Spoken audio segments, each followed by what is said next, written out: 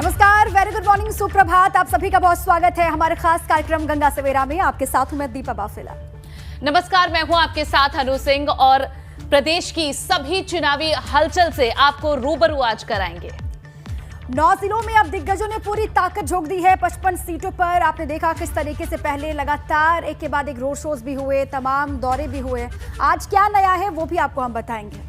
बिल्कुल, और एबीपी गंगा आपको यूपी चुनाव से जुड़ी हर खबर का अपडेट बताएगा। सूबे की सियासत से जुड़ी हुई हर तस्वीर इनके सामने भी रखेंगे। जी तो चलिए शुरू करते हैं बुलेटिन गंगा सवेरा। खास पेशकश विजय तिलक के साथ।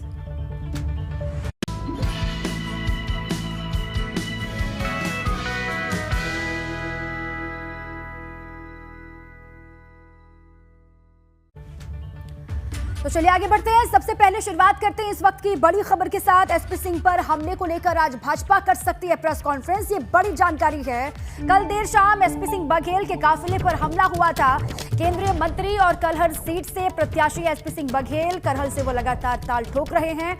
अतिकुल्लापुर गांव में जनसंपर्क के लिए जाते वक्त उनके काफिले पर पथराव किया गया और इससे पहले भी जनसंपर्क के दौरान अभद्रता उनके साथ हो चुकी है। ये बड़ी जानकारी है। बिल्कुल, और मैनपुरी की करहल विधानसभा सीट से भाजपा प्रत्याशी और केंद्रीय कानून राज्य मंत्री एसपी सिंह बघेल के काफिले पर उपद्रवियों ने उस वक्त हमला किया था जब वे अपने समर्थकों के साथ अतिकुल्लापुर में जा रहे थे। गांव के बाहर पहले से मौजूद कुछ लोगों ने उनके काफिले पर पथराव कर दिया। पथराव में एक कार भी क्षतिग्रस्त हो गई। जानकारी मिलने के बाद थाना पुलिस भी मौके पर पहुंची, लेकिन तब तक पथराव करने वाले वहां से भाग चुके थे। एसपी सिंह बघेल के काफिले पर हुए हमले के बाद भाजपा नेताओं ने सपा पर निशाना साधा है। आज इसी को लेकर भाजपा प्रेस कॉन्फ्रेंस भी कर सकती है, ये जानकारी है। और क्योंकि जब से भाजपा ने अखिलेश के खिलाफ एसपी सिंह बघेल को करहल सीट से प्रत्याशी बनाया है अनु, उसके बाद से प्रचार के दौरान इससे पहले भी सपा के समर्थक उनके साथ अभद्रता कर चुके हैं। मुख्यमंत्री जी आ रहे हैं तो मैं वहाँ से मैं गाँव कबरई होते हुए करहल आ रहा था बाया अतिकुल्लापुर। तो कबरई और अतिकुल्लापुर के बीच में लगभग 7:30 या 45 हुए होंगे। अंधेरे में खेतों में से लोग निकल के आए, अखिलेश भैया जिंदाबाद के नारे लगा रहे थे और उसमें से एक आदमी ने ये कहा कि मैं उमाकांत यादव नगला बदा हूँ, साले तुम हमारे नेता के सामने चुनाव लड़ते हो जिन्होंने तुम्हें सांसद बनाया। और उसने और 20-30 लोगों ने लाठी डंडे से हमला कर दिया। मेरी गाड़ी क्षतिग्रस्त हुई, मुझे चोट आई है। ये बौखलाहट की निशानी है, ये उनकी हार की निशानी है। माननीय मंत्री जी जो करहल विधानसभा से प्रत्याशी भी हैं, कबरई से अतिकुल्लापुर की तरफ अपने काफिले के साथ आ रहे थे। तभी रास्ते में अतिकुल्लापुर के नज़दीक कुछ लोगों ने काफिले पर जो है डंडे और पत्थर से हमलावर हुए और मौके पर सूचना मिलने पर सीओ करहल और इंस्पेक्टर करहल मौके पे गए। मौके पे शांति व्यवस्था बनी हुई है। 20 से 25 लोगों के विरुद्ध उन्होंने जो है ज्ञात लोगों के खिलाफ मुकदमा पंजीकृत कराया। और अर्पित चतुर्वेदी हमारे संवाददाता और ज्यादा जानकारी देंगे। अर्पित, ये कैसे पता चला कि ये समाजवादी पार्टी के कार्यकर्ताओं की ओर से हमला किया गया, जैसा आरोप बीजेपी के नेता लगा रहे हैं? इसकी पुष्टि करने वाले क्या तथ्य हैं उनके पास? देखिए, इसमें हुआ क्या कि जब ये अतिउल्लापुर पहुंचे उससे थोड़ी ही पहले इन्होंने एक मीडिया संस्थान को इंटरव्यू देने के लिए अपनी काफिले को रोका। जब काफिले को इन्होंने रोका तो दूसरी तरफ से समाजवादी पार्टी का काफिला आ रहा था। उस काफिले और इस काफिले के दोनों के बीच में कई देर तक नारेबाजी हुई। एक तरफ से जय श्री राम के नारे लगे, एक तरफ से जय अखिलेश के नारे लगे। ये बहुत देर तक ये काफिलों में आपस में बहसबाजी चली। उसके बाद जब ये वहां से निकले हैं आगे जाकर के अतिउल्लापुर पे, जैसा कि उनका बताना है कि अतिउल्लापुर पे जब हम पहुंचे हैं और पहुंचने के बाद वहां पे कुछ लोगों ने हमारी गाड़ियों को घेरा। अचानक से वो लोग खेतों में। ठीक है अर्पित, ताजा अपडेट क्या है पूरे मसले को लेकर? कोई गिरफ्तारी अभी तक हो पाई है या फिर आज कोई गिरफ्तारी संभव है? ताजा अपडेट क्या है लेटेस्ट? देखिए, ताजा अपडेट इसमें ये है कि कल से यहाँ पे आईजी रुके हुए हैं। कल रात में ही 1 बजे आईजी मौके पे पहुंच गए थे, थाने में ही करहल थाने में पहुंच गए थे। और उसके बाद अभी तक प्रशासन जो है वो पूरी तरीके से ढूंढने में लगा हुआ है, क्योंकि 2 नाम दर्ज इसमें कराए हैं उन्होंने। तो उन 2 नाम दर्ज को सबसे पहले ढूंढा जाएगा कि वो किस गाँव के हैं, कहाँ पे मिलेंगे, कौन लोग थे वो। ये एक देखने वाली बात है कि और अर्पित, क्या ये भी पता चल पाया है कि कितने लोग थे जिन्होंने ये हमला किया? कितने लोग, क्या एसपी सिंह बघेल का कहना है कि करीबन 25 लोग ने हमारी ठीक। गाड़ी को घेरा है। जी हाँ, ठीक, शुक्रिया इस पूरी जानकारी के लिए अर्पिता।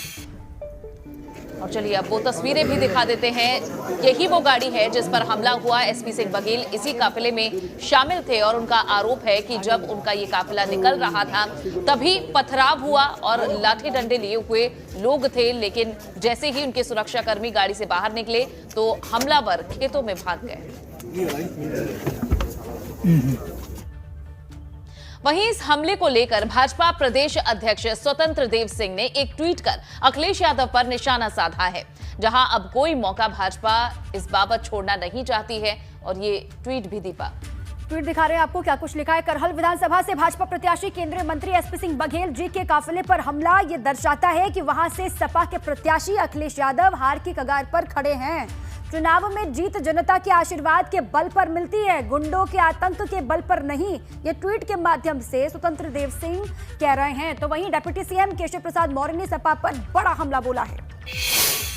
भारतीय जनता पार्टी मैनपुरी जनपद में 2022 के विधानसभा चुनाव में करहल विधानसभा सहित सभी चारों सीटों पर ऐतिहासिक विजय की ओर बढ़ रही है। इससे बौखला करके समाजवादी पार्टी के राष्ट्रीय अध्यक्ष ने अपने पालतू गुंडों और अपराधियों और दंगाइयों के द्वारा भाजपा की राज्यसभा सांसद बहन गीता साक्य जी के ऊपर हमला करवाया। जब करहल विधानसभा क्षेत्र में आयोजित एक सभा के बाद मैं वहां से दूसरी सभा के लिए आया। अभी शाम को जब लखनऊ पहुंचता हूं तो मुझे सूचना मिलती है कि प्रोफेसर एसपी सिंह बघेल जी के, जो भारत सरकार के मंत्री भी हैं, प्रत्याशी के साथ साथ, उनके ऊपर सपा के सैकड़ों गुंडों ने हमला कर दिया, उनकी हत्या करने का प्रयास किया। श्री अखिलेश यादव जी बताइए, क्या यही नई सपा है? देखिए ये बयान दीपा अब आया है और ये भी हमें जानकारी है कि वाराणसी में जब ओपी राजभर अपने बेटे के नामांकन के लिए पहुंचे थे तब उन्होंने भी कहा कि उनके साथ अभद्रता हुई, आरोप लगाए और समाजवादी पार्टी की तरफ से आरोप बीजेपी के कार्यकर्ताओं पर लगाए जा रहे थे सुभाषपा की ओर से। और अब बीजेपी ने ये बड़ा हमला बोला है समाजवादी पार्टी पर, जिसमें यह आरोप लगा है कि समाजवादी पार्टी के कुछ कार्यकर्ता हैं जिन्होंने एसपी सिंह बघेल के काफिले पर हमला किया है। एसपी सिंह बघेल जो कि करहल से प्रत्याशी हैं, अखिलेश यादव भी इसी सीट से ताल ठोक रहे हैं और वे केंद्रीय राज्य मंत्री हैं, कानून और न्याय राज्य मंत्री हैं, और उनके काफिले पर इस तरह से हमला होना ये एक बड़ा आरोप है। फिलहाल पुलिस इस मामले की जांच कर रही है। अतिकुल्लापुर गांव है जहां से उनका काफिला गुजर रहा था। जनसंपर्क के दौरान ही ये अभद्रता हुई है और तस्वीरें भी उस गाड़ी की दिखा रहे हैं जिसके शीशे टूटे हुए हैं और बताया जा रहा है कि इसी गाड़ी में मौजूद थे एसपी सिंह बघेल और रात के समय यह हमला हुआ है। हालांकि अभी तक कोई हमलावर पकड़ा नहीं गया है। चलिए इस खबर पर जो भी अपडेट आएगा वो आगे आप तक साझा करेंगे। बहरहाल आगे बढ़ जाते हैं। उन्नाव की युवती हत्याकांड में एक और चौंकाने वाला खुलासा हुआ है। युवती की दूसरी पोस्टमार्टम रिपोर्ट में बड़ा खुलासा हुआ। एफएसएल एक्सपर्ट का दावा है कि पहली रिपोर्ट में चोट के निशान नहीं है। बड़ी जानकारी यह है कि दोबारा पोस्टमार्टम में शव पर पाए गए चोट के निशान, ये कहा जा रहा है, दावा किया जा रहा है। और युवती के दूसरे पोस्टमार्टम रिपोर्ट में हेड इंजरी की बात सामने आने के बाद अब कांग्रेस की लीगल कोऑर्डिनेटर अवनी बंसल ने इसे लेकर जांच का पैनल गठित करने की मांग करते हुए विरोध भी जताया है। साथ ही मामले को लेकर चीफ जस्टिस को पत्र लिखने की बात भी उन्होंने कही है। आपको बता दें कि पीजीआई, केजीएमयू और लोहिया अस्पताल के 3 डॉक्टर्स के पैनल ने पोस्टमार्टम किया था।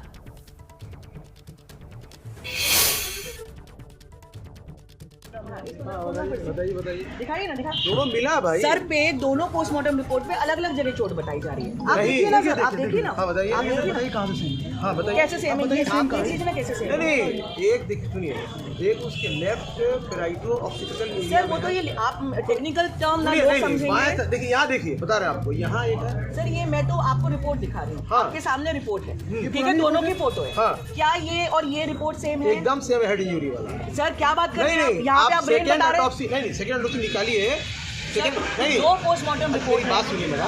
फर्स्ट ऑटोप्सी निकालिए, उसमें कहीं भी लिखा है नो एक्सटर्नल इंजरी सीन। आप मेरे को एक बात बताइए, सिंपल सा मेरा सवाल, पहला सिंपल सवाल, हाँ। क्या ये दो पोस्टमार्टम रिपोर्ट सेम है? नहीं, बस पॉइंट ये है कि जब दो पोस्टमार्टम रिपोर्ट सेम नहीं है, हाँ। तो ये प्रोसिक्यूशन के सामने सवाल खड़ा होगा हाँ। कि दो पोस्टमार्टम रिपोर्ट सेम क्यों नहीं सेम है? क्यों? तो तो दीपा, कैमरे पर ही एक लंबी बहस ये चलती रही है इस मामले में। फिलहाल आगे बढ़ेंगे और बात करेंगे रविदास जयंती की। वाराणसी में रविदास जयंती पर राजनीतिज्ञों का आज जमावड़ा लगेगा। सीएम योगी आदित्यनाथ रविदास मंदिर के कार्यक्रम में शामिल होंगे। कांग्रेस वाराणसी में साधेगी यूपी और पंजाब की सियासत। आज राहुल गांधी, प्रियंका गांधी और पंजाब की सीएम चन्नी भी वाराणसी का दौरा करेंगे। अखिलेश यादव और जयंत चौधरी भी आज मंदिर पहुंच सकते हैं। तो संत शिरोमणि रविदास जी की 654वीं जयंती पर आज राजनेताओं के आने का सिलसिला जारी रहने वाला है। सुबह करीब 10 बजे सबसे पहले सीर गोवर्धन स्थित जन्मस्थली पहुंचेंगे। तो वहीं कांग्रेस नेता राहुल गांधी, महासचिव प्रियंका गांधी वड्रा और पंजाब के सीएम चरणजीत सिंह चन्नी भी आज संत रविदास जी की जन्मस्थली पर होने वाले कार्यक्रम में शरीक होने वाले हैं। इतना ही नहीं, अखिलेश यादव के साथ जयंत चौधरी के भी आने की चर्चा है। सभी बड़े नेताओं को मंदिर प्रशासन की तरफ से आमंत्रण भेजा गया है। साथ ही आजाद समाज पार्टी के अध्यक्ष चंद्रशेखर भी आज संत रविदास जन्म स्थल पर माथा टेकने पहुंचेंगे। 4 तस्वीरें आपको दिखा रहे हैं जहां अलग अलग सियासी दिग्गज पहुंचेंगे आज रविदास जयंती के मौके पर इस कार्यक्रम में। कल इसी को लेकर कई सारे ट्वीट भी किए थे प्रधानमंत्री मोदी ने। उसके बाद आज 4 तस्वीरें जो तमाम दिग्गज यहां पर आज पहुंचने वाले हैं। अब चले इसी पर और जानकारी लेते हैं। वाराणसी से हमारे सहयोगी नीतीश पांडे जुड़ चुके हैं, उनके पास क्या जानकारी। नीतीश, आज देखिए कल इसको लेकर पीएम मोदी ने एक के बाद एक ट्वीट भी किए। संसदीय क्षेत्र है पीएम मोदी का वाराणसी, और वहीं पर तमाम सियासी दिग्गज अलग अलग पार्टियों के जुटने वाले हैं। क्या जानकारी, कितने बजे से लोगों के पहुंचने का सिलसिला शुरू हो जाएगा? अनु, आपको अपडेट बता दूं कि पंजाब के सीएम चन्नी ने यहां बाबा के जो संत रविदास हैं उनके मंदिर में दर्शन कर लिया है, और हम आपको मंदिर के जो तस्वीरें हैं वो दिखा रहे हैं। आप देखें यहाँ पर भक्तों का यहाँ पर रेला किस तरह से उमड़ा पड़ा है। लगभग अगर चन्नी की बात करें तो 5:15 बजे उन्होंने यहाँ पर दर्शन किया है और उसके बाद यहाँ से आगे रवाना हुए हैं, और 9:45 पर यूपी के सीएम यहाँ पर पहुँचेंगे। उसके साथ ही अगर बात करें तो प्रियंका गांधी, राहुल गांधी, ये लोग भी लगभग 11 बजे के बाद वो लोग यहाँ पर पहुँचेंगे।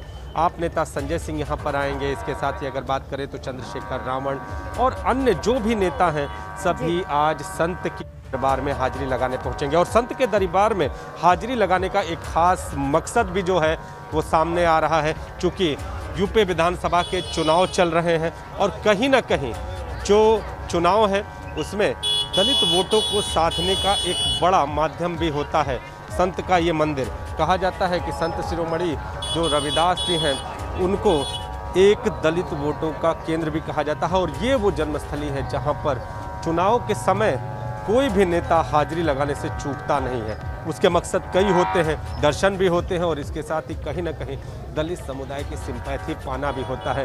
तो आज प्रियंका गांधी, राहुल गांधी और इसके साथ ही पंजाब के सीएम यहाँ पर पहुँचेंगे। यहाँ पर पहुँचने के साथ ही आप देखेंगे कि न सिर्फ उत्तर प्रदेश बल्कि पंजाब की राजनीति को भी यहाँ से साधने का पूरा प्रयास होगा, चूँकि पंजाब और अगर बात करें तो पूरे देश और दुनिया से जो अनुयायी यहाँ पर आते हैं वो कहीं ना कहीं संत में उनकी आस्था होती है। और संत में आस्था के साथ साथ जो चुनावी मौसम होता है, चूँकि जब राजनेता कहीं आते हैं तो वो अपना राजनीतिक हित साधने से कहीं चूकते नहीं हैं। और इस बार संत की स्थली पर आप देखेंगे कि इस बार जो राजनेताओं की, जो राजनीतिज्ञों की भीड़ होगी कुछ ज़्यादा देखने को मिलेगी, ऐसी भी बातें सामने हैं। तो आप देखिए संत की जो जन्मस्थली है वहाँ पर इंतज़ाम पूरे किए गए हैं। जो लोग हैं उनको मास्क लगाकर आने की यहाँ पर बात कही गई है। और नीतीश, वो तस्वीरें भी देखेंगे जब एक एक कर सभी दिग्गज यहाँ माथा टेकने के लिए भी पहुंचेंगे। नीतीश, बहुत बहुत शुक्रिया फिलहाल जानकारी के लिए।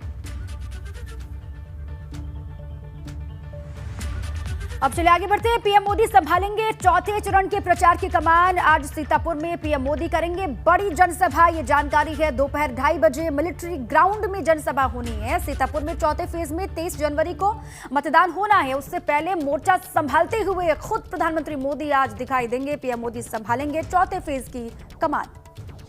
तो आज प्रधानमंत्री नरेंद्र मोदी चौथे चरण के लिए सीतापुर में एक जनसभा करने वाले हैं। तो वहीं दूसरी तरफ सीएम योगी आदित्यनाथ के भी कई कार्यक्रम हैं। सीतापुर में चौथे चरण में 23 जनवरी को चुनाव होना है और इस बाबत पीएम मोदी का ये दौरा है, जहां बता दें कि एक एक कर मतदान चरणों में आगे बढ़ रहा है और अब ये तैयारी सीतापुर की प्रधानमंत्री मोदी की जनसभा की।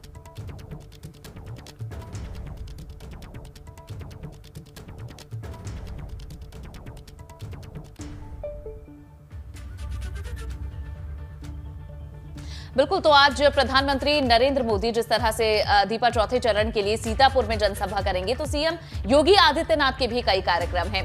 सीएम योगी आदित्यनाथ आज तीसरे चरण के लिए बुंदेलखंड के दौरे पर रहने वाले हैं। आज वे बुंदेलखंड की सीटों पर ताबड़तोड़ जनसभा और रोड शो कर पार्टी के पक्ष में माहौल तैयार करेंगे।